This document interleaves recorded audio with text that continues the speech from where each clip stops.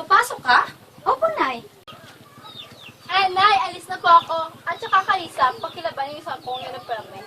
Saglit lang, anak. Suklay mo muna yung book mo. Tapos, pinaghandaan muna kita ng babaunin mo.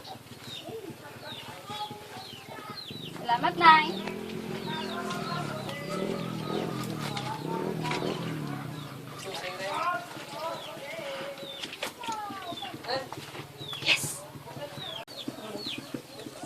Mabuti na riyan ka, anak. Tulungan mo muna ako doon sa bukid. Sumunod ka na lang, ha? Atay, saglit. Atay, gusto ko po sanang pumasok ngayon eh. Anak, intindihin mo muna ang kalagayan natin ngayon. Magtrabaho ka muna. O sige na. Ay, sorry. Akala kasi namin pulubi. Anong pulubi? Basura ka mo. Papas lupa pa. Kawawa.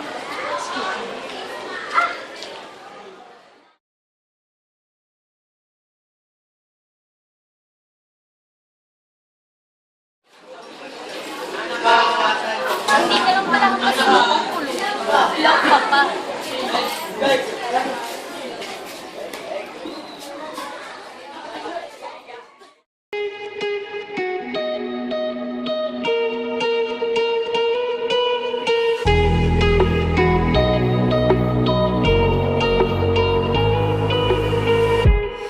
crashing.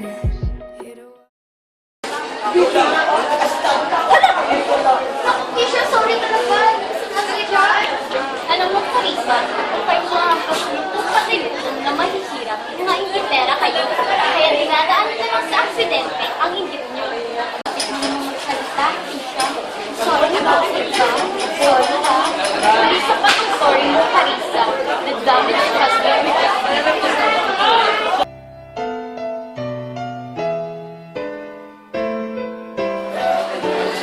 Sorry, ha?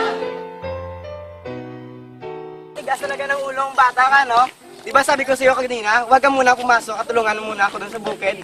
Hindi ka talaga nag-intindi. Balik tayo! Nasasaktan ako! Tayo, nasasaktan ako. Oh, andito ka na pala, Carissa. Alam mo ba, nang dahil sa'yo, hindi ako nakapasok. Dahil walang katulong si nanay at tatay. Bakit bang tigas ng ulo mong bata ka? Makakain ba natin yung pag-aaral mo pag inuna mo yan, ha? Ako nga grade 1 lang natapos ko. Di nga nakatungtong ng high school. Eh bakit isa gusto ko nga mag-aral eh? Bakit niyo ba ako tinutulad sa inyo? Ah, sumasagot ka na ngayon, ha? Yan ba ang natutunan mo sa pag-aaral mo?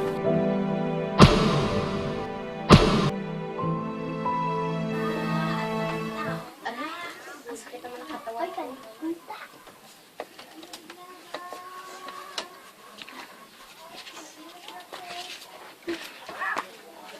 Mabuti gising ka na. Sana nadala ka na sa nangyari kagabi.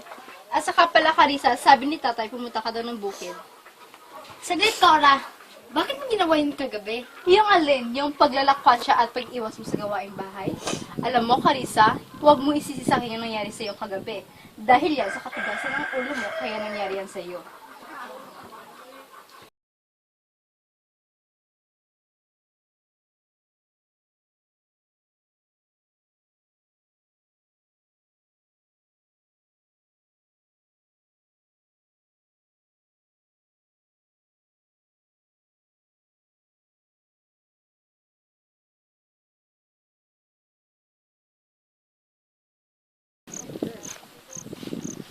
Mabuti nandito ka na. Akala ko tatakas ka naman sa gawaing bukid. Hindi naman sa ganun, Tay. Gusto ko lang naman po makapag-aral at makapagtapos para may iaon kayo sa kahirapan. Huwag nang maraming salita. O siya, magtrabaho ka na. Okay, class, get a piece of paper because we have a quiz.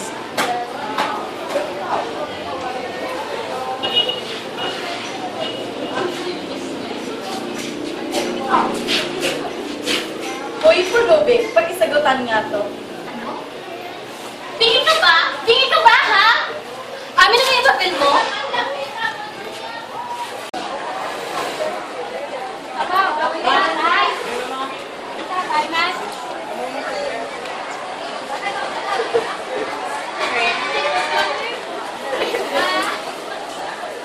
Congrats, friends!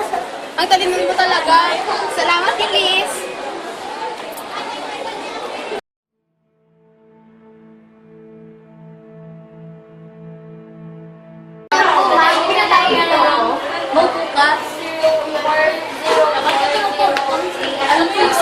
mo, Kalista. Salat kayo sa buhay. Kaya napagpasyahan kong kunin ka kapulis sa naman. Nakita kong porsigido ka sa iyong pag-aaral. Kaya tutulungan ka. Talaga po, ma'am. Ako, maraming salamat po, ma'am. Hi, Kalista.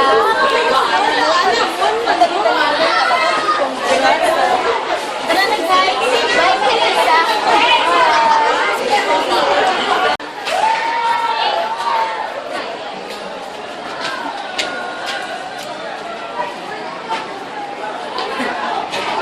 Hampas ang pangulubi ako.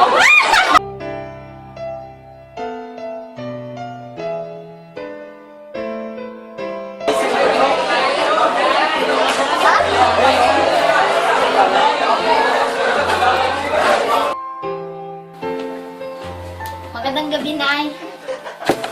Tay. Nay. Makakain ba natin yan? Mabuti pa, Carissa. Pumunta ka muna sa bukid. Wala kasi tayong ulam ngayon. At saka, pakidala mo na ako sa tindahan ng Rosa. Ibili mo ako ng bond paper. Tama na. Sukal na ako, Nay. Tay. Kunti pagpapalaga naman, oh. Pakiramdam ko, mag-isa ako sa labang ito. Lahat ng palalait at pananakit na natamo ko sa aking mga kaklase tinatanggap ko. Sinasantabi ko, Nay. Tay. Dahil alam ko sa sarili ko na wala silang alam sa tunay kong pagkatao. Pinapasok ko dito at nilalabas ko dito. Pero dito, punong-puno na. Alam nyo, kung ano yung pinakamasakit? Yun yung pati mismo sarili kong pamilya. Inaapi ako. Wala akong kakampi. Imbis na yung pamilya ko ang mag-aangat sa akin, kayo pa mismo tumatulak at bumabagsak sa akin. Ikaw, Day, ilaw ka ng tahanang ito. Di minsan ba binigyan mo ng liwanag ang pangarap ko? Binigyan ng ilaw ang dadaanan ko? Minsan ba tinanong niyo kung kamusta na ako? May narinig ba kayong reklamo? Ikaw, Tay, haligi ng tahanang ito. Binigyan niyo ba ako ng lakas para makatayo sa mga pangarap ko? Hindi ko man lang naramdaman na may ama ako. Ama na magbibigay tibay at magsasabing, okay lang yan, nak. Hindi hadlang ang kahirapan para sa pangarap mo. Reklamo ba narinig niyo? Kore, ikaw. Ikaw na lang palaging magaling sa lahat ng bagay. Ikaw ang paborito. Nirespeto mo ba ako bilang ate mo? Ni pag-ate nga, di ko narinig sa'yo eh. Ni minsan, hindi kita naramdaman bilang kapatid ko. Inintindi niyo ba ako kahit minsan? Dahil ako, oo, ubos na sa kakaintindi sa inyo. Mahal ko kayo at iniintindi ko yung kalagayan natin. Eh ako, kailan niyo ako inintindi? Ano bang kahulugan ng buhay ko, Nay? Tay? Anak, patawad. Huwag, Nay. Sana ginawa niyo yan mga panong kailangan.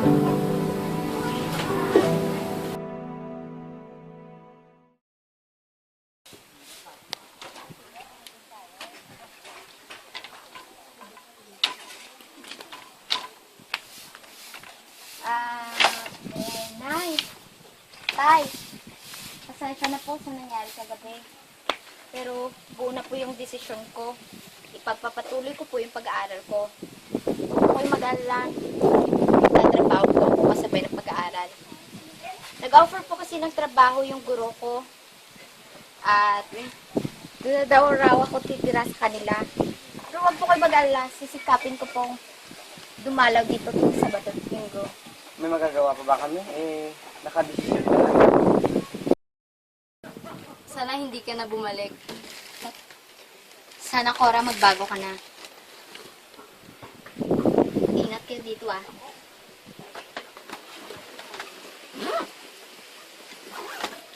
Paalam.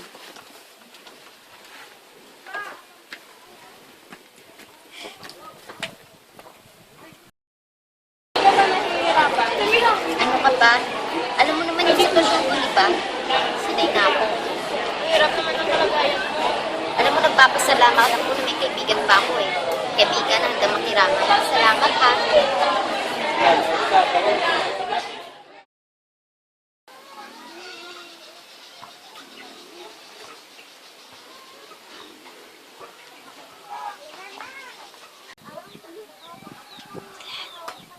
Nay, tay, umuwi na si Carissa.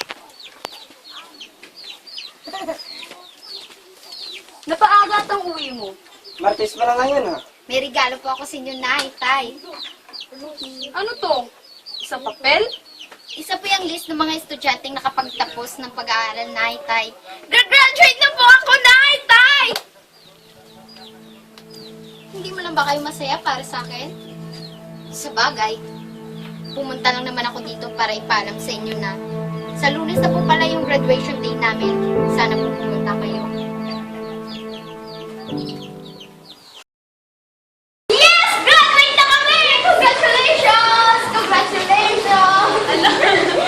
I'm nesting! Congrats! Graduate na tayo sa wakas! Hi! Congrats!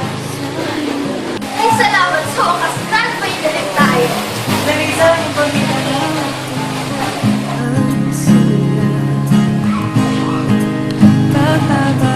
Congratulations anak. Pakakanga ko sa'yo. Anak, tawad sa mga pagkulang namin. Ate, tawad. Ano pa kayo? Pamilya tayo. Kaya na naman kayo tinatawad. Congrats, Carissa! You made it! At sana, mapatawad mo pa kami sa mga kasalanan namin sa'yo. Oo nga, Carissa. Sana ako yung mapatawad mo. Congrats, Carissa! Siyempre, dapat ako din. Sorry sa'yo. Sorry, Carissa. Ano ba kayo? Tao lang din naman ako. Kung ang best na kayo patawad. Ako ba namang taksihan lang? Siyempre, kahit ano pa din ginawa niyo sa akin, pinapatawad niyo na kayo. Salamat, Carissa! Pagmamahal para sa bayang ito. Hawak mo sa palad mo. Kinabukasan ng mundo.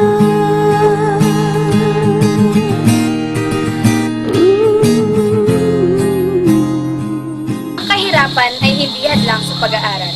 Ito ay isa lamang sa mga pagsubok na ibinigay ng Panginoon upang malampasan.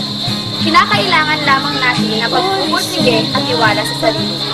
Lagi natin tandaan, walang ibinibigay na pagsubok ang ating Panginoong Diyos na hindi natin kayang lampasan. Upang maabot ang inaasam na tagumpay, bawat isa sa atin ay may inspirasyon. Maring kaibigan, pamilya, at kung sino man. Sila ang ating nagiging sandalan at gagapay sa problemang darating. Kaya ako, ipinagmamalaki ko na ako isang inspirasyon at naging inspirasyon ng taong mahal ko.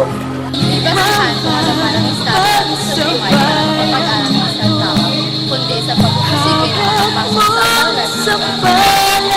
Huwag pairalin ang inggit sa kapwa, bagkus hayaan manahigong paghangat ng sa gayon lahat ay magiging kayaan. Ang pag-aaral ay susi upang makamit ang tagumpay.